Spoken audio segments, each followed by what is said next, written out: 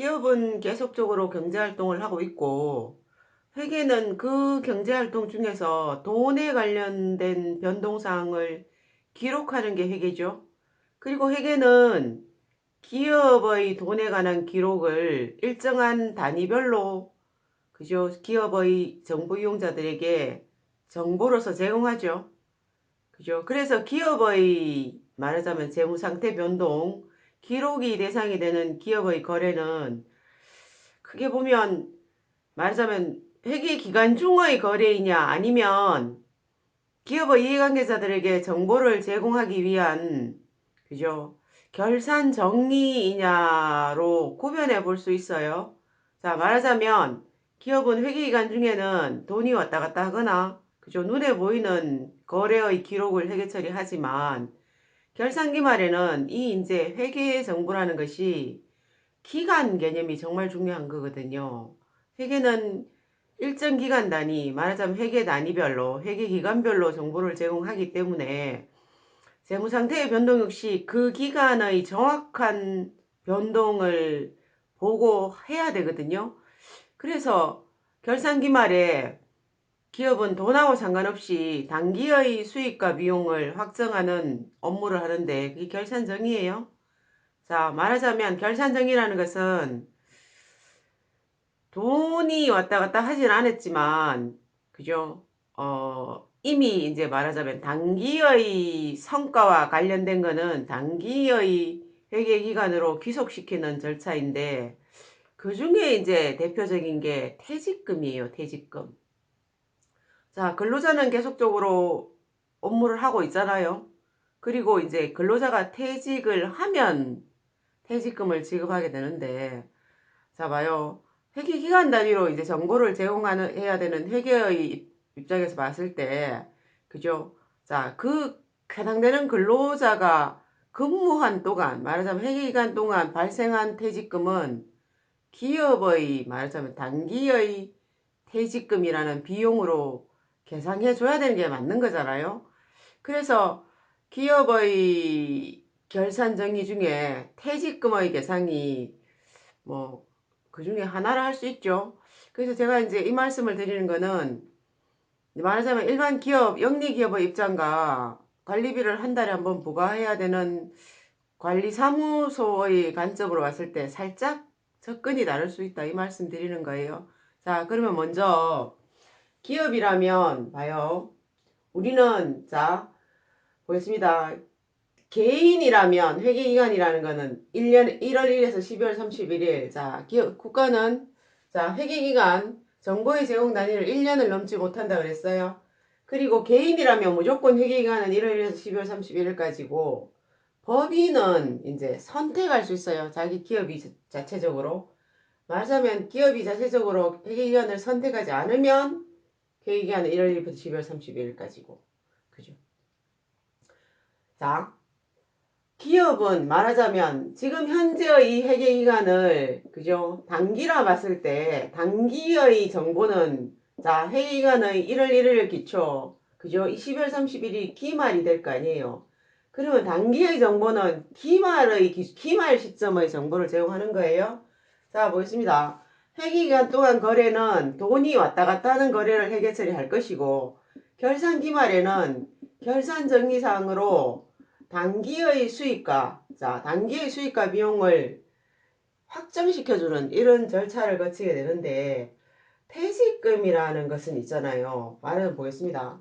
계속적으로 근로자가 업무를 하고 있고 이 근로자는 퇴사하는 시점에 계속적인 업무에 관련된 퇴직금을 지급하는 거잖아요.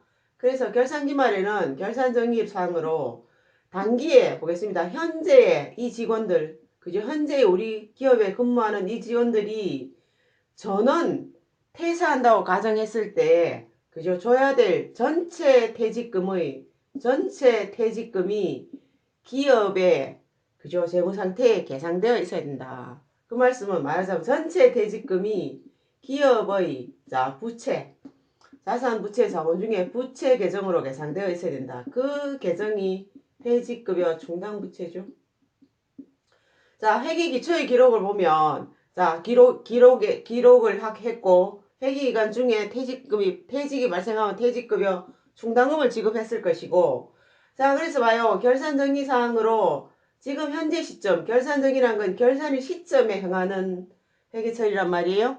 그러면 결산일 기말 현재 시점에서 우리 직원이 다 퇴사한다고 생각했을 때 다 퇴직금 받는 건 아니잖아요. 퇴직금 받아야 될 직원의 전체 퇴직금이, 그죠? 전체 줘야 될 퇴직금이 모여져 있는 퇴직금의 충당금이, 자, 10억이라면, 그죠? 10억이라면, 그죠? 자, 우리는, 자, 말하자면, 이 전체 퇴직금 10억이 퇴직금의 충당금으로 계산되어 있어야 된다는 말씀이에요. 근데 우리, 자, 회계기간 동안 업무를 하고, 결산정리 이전에 계산되어 남아있는 퇴직금이 만약에 3억이라면, 그죠? 우리는 어때? 결산정리 사항으로, 그죠? 나머지 금액, 자, 10억이 필요한데 3억이 계산되어 잔액이 있으므로 나머지 7억에 관련해서만 회계 처리를 하면 될 거란 말이에요. 그러면 차변의 이 계정은 비용 계정인 퇴직금으로 계산될 것이고, 이거는 뭐예요? 오늘 주는 돈이 아니잖아요. 퇴직이 발생하면 주는 돈이란 말이에요. 퇴직급여 충당부채라는 계정감으로 회체를 거예요. 그럼 봐요. 자, 이 결산 정의를 통해서 단기의, 그죠? 비용이 7억이 더 계산된 거죠. 그리고 우리 직원이 전체가 퇴사한다고 가정했을 때 받아야 될 전체의 퇴직금 1억이, 그죠? 자, 잔액 3억과 계상액 7억을 합쳐서 결산 정의를 끝나면 퇴직급여 부채의 계정은, 그죠? 퇴직급여 충당부채 계정의 잔액은, 자, 10억으로 계산되겠죠. 자, 이게 일반 기업의 퇴직금에 대한 이제 일반적인 회계 처리인데요. 자, 근데 이제 공동주택은, 자, 보겠습니다. 자, 일반 기업이라면 결산정의를 회계 기말 정보를 제공하는 시점에 하면 되는데, 공동주택이라는 거는요, 회계기간은 1월부터 12월 31일까지인데, 자, 관리비의 부과, 한 달에 한 번, 관리비의 부과 때문에 사실은 매달을 하나의 회계 기간처럼 업무를 하는 구조란 말이에요. 그래서 우리는 공동주택 처리 기준은 매월 말 기준으로 재무제표를 작성하라까지, 자, 규정하고 있고, 자, 그래서 봐요. 일반 기업이라면 결산일 시점에 해야 되는 결산 정리를, 그죠? 자, 수익과 비용을 더하거나 빼는 이 작업을 공동주택은 매 월말에 할 수밖에 없다. 왜냐하면, 자, 보겠습니다. 관리비는 매달 단위로 부과될 건데, 결산 회계 기만 한 번만 하면 어떻게 돼요? 자, 보겠습니다.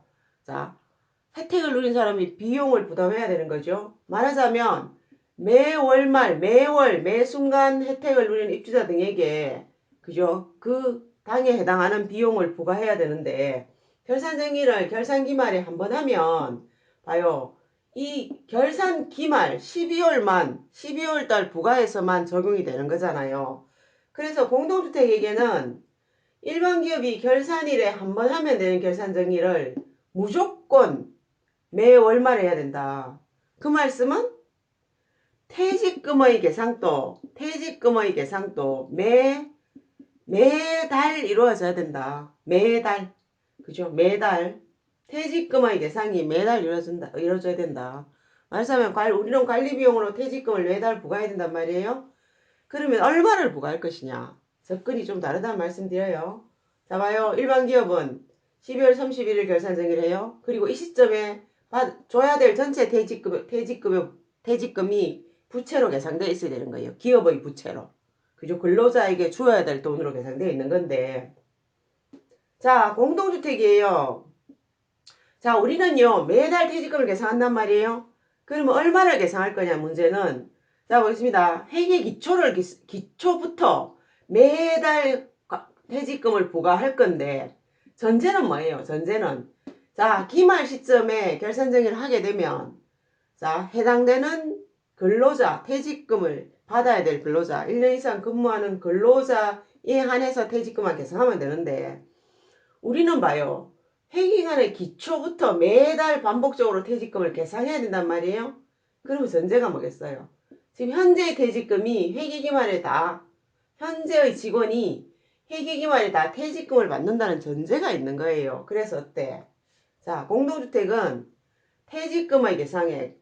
자, 지금 현재의 직원이 12월 31일에 다 퇴사한다고 가정했을 때 전 직원이 줘야 될 전체 금액이 1년 동안 부과해야 될 퇴직금이에요.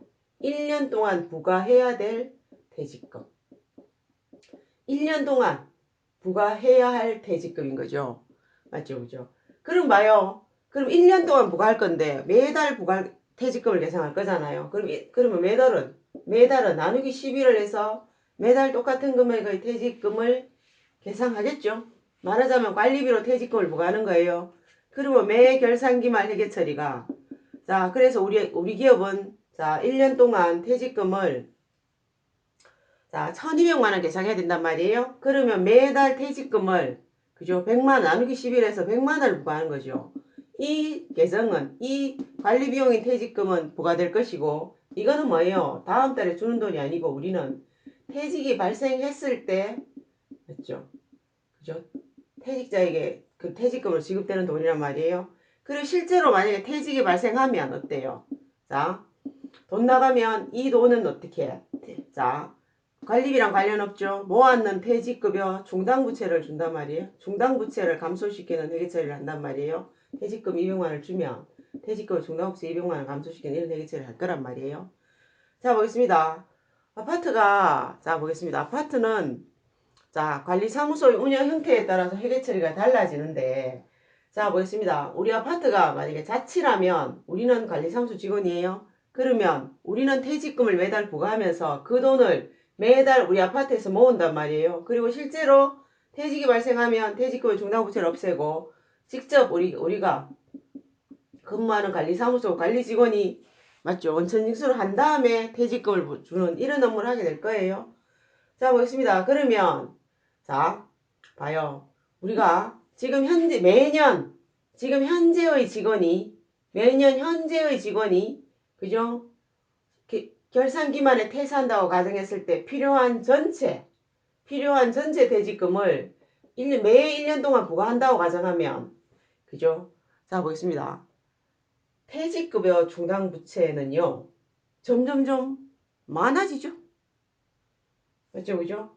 보겠습니다. 전체 직원에 관하여 퇴직금을 계산하는 거예요. 근데 실제로 퇴직금 안 받고 퇴사하는 직원이 있잖아요. 그죠?